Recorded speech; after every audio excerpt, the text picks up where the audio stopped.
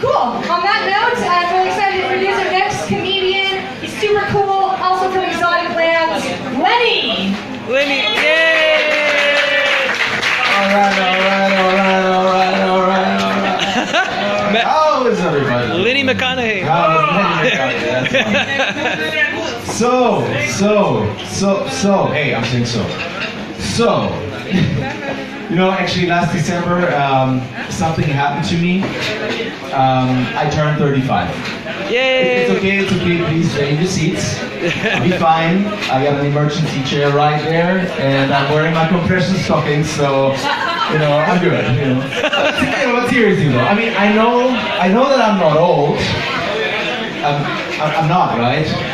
35 is not that old, is it? But anyway, see, the thing is that I can now, in all honesty, say that I'm like pushing my 40s right now, and yet at the same time, I'm stuck in this decade of my life in which the only part of you that actually matures is your body. Your mind, I'd say that's up for debate. You see, I call these years between 30 and 40, I call that the choripan decade. And let me explain you why, the choripan decade. Now imagine, you're at an asado, right? And you get there, you're hungry, and then, your friend hands you like the first choripan of the night, right, fresh off the grill, and as I said, you're hungry, and it smells delicious, and it looks very scrumptious, and you know you shouldn't be sinking your teeth right into that choripan, but fuck it. Oh, shit, don't need to cool you out that way. And burn your mouth, right? And you've learned your lesson. For the moment.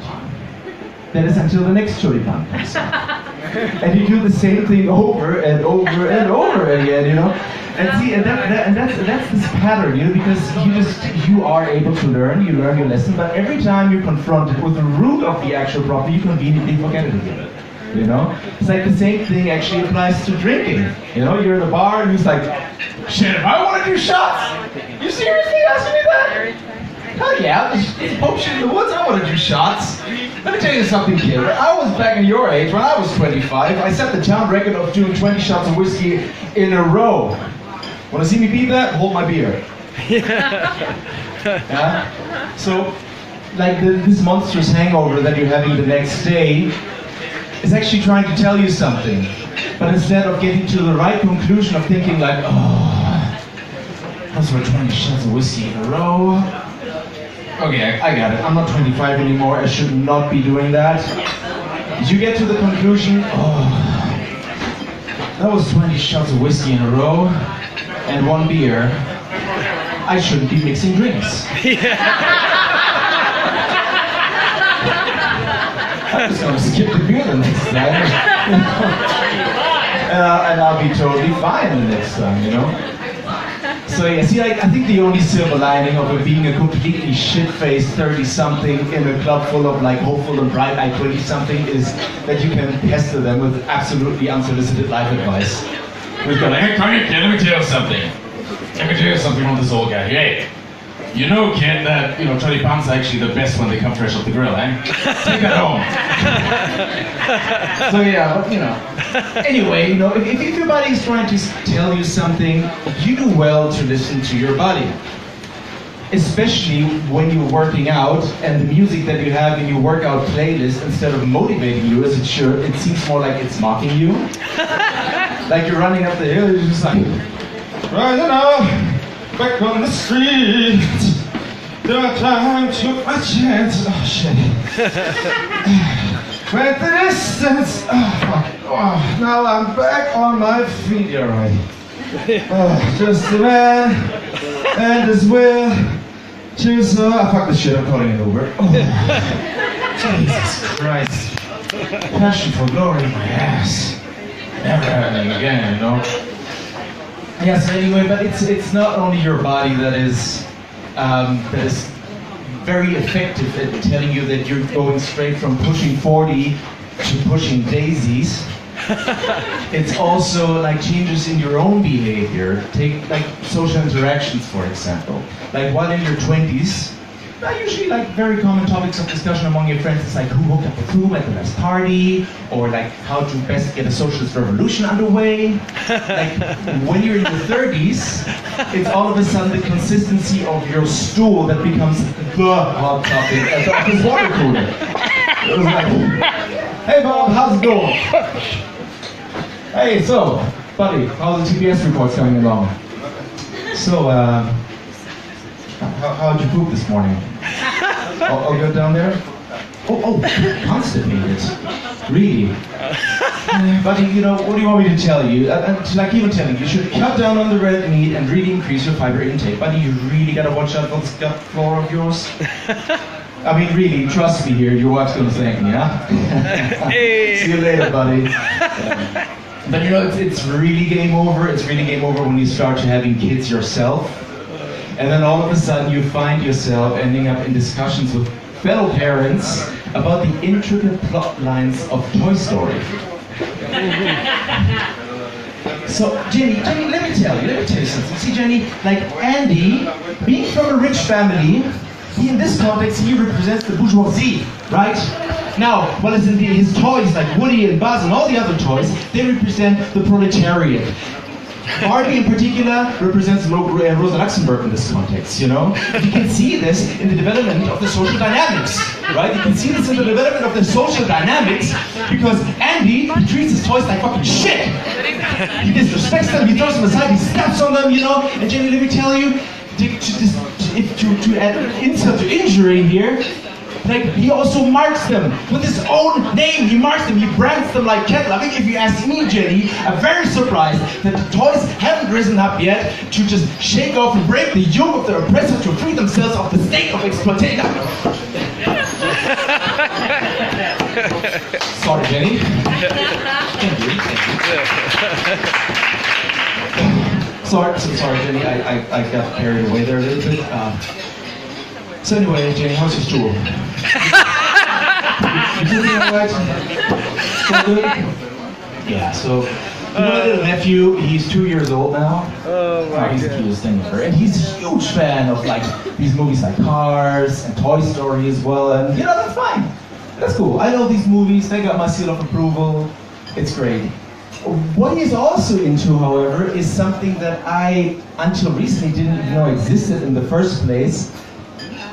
And I'm not quite sure why it does, to be honest. I'm still not quite sure about this. See, what I'm talking about are psychedelic nursery rhymes. Anybody here has kids between the age of like 1 and 2? Then you probably don't know what I'm talking about. Yay! See, there's this whole, I found this out recently myself, there's this whole subculture on YouTube of playlists of like 50 or more videos, which are all like different variations of one and the same nursery rhyme, such as, for example, Daddy Finger, where are you? Here I am, how do you do? And that's cute. It's very benign, you know? I mean, probably most of your parents sang that to you when you were a little kid, and that's cute. But now the thing is that the nursery rhyme itself is nothing to fret about. It's the videos that go with that are a little bit disturbing. See, for example, I saw one of these videos, and in these videos there were like a bunch of T-Rex dinosaurs dressed up in a Spider-Man costume, as T-Rex dinosaurs will apparently, throwing down some crazy fresh dance move to the beat of that nursery rhyme, all the while shooting at each other with machine guns.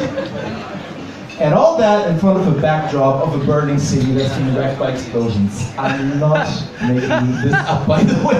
This shit really exists. So, I mean, that shit would probably have Stanley Kubrick, I don't know, probably either make him very proud or roll over in his grave. I can't really tell, it's really that weird.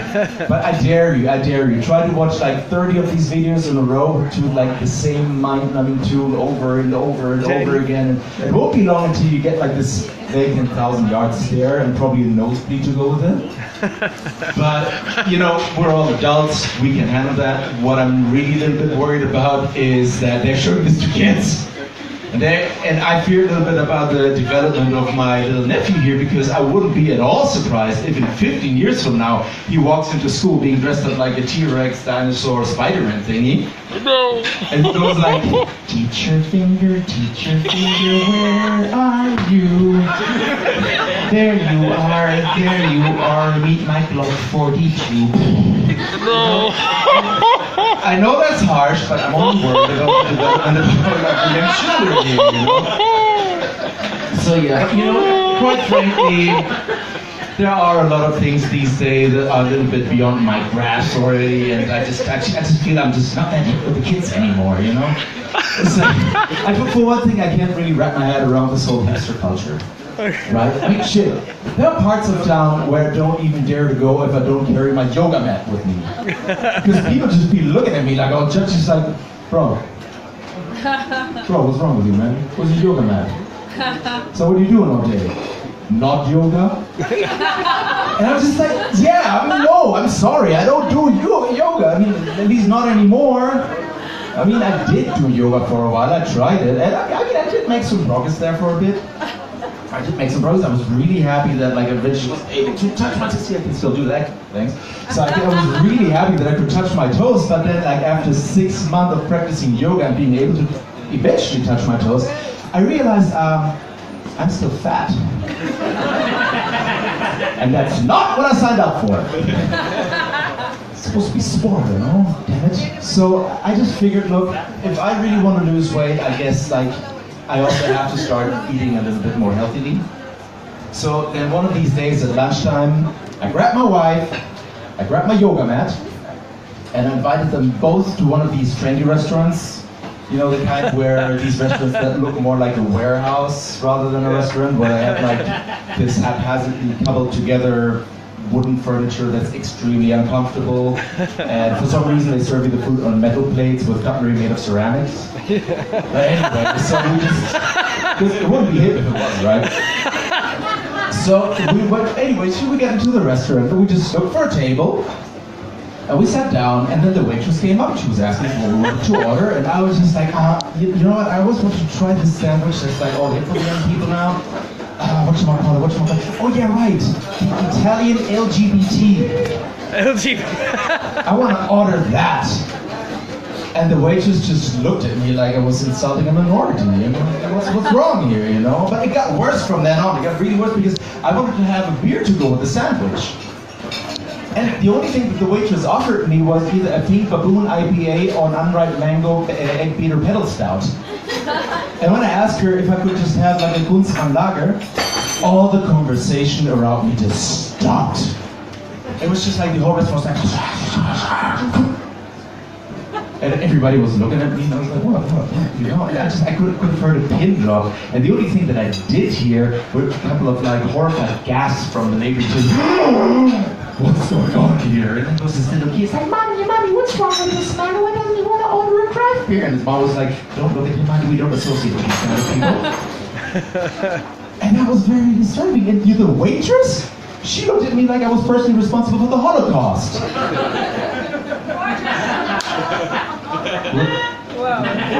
Which I wasn't.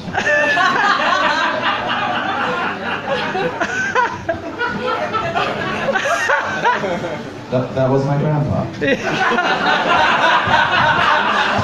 Come on, I know you were all thinking that. Jesus, you're horrible people.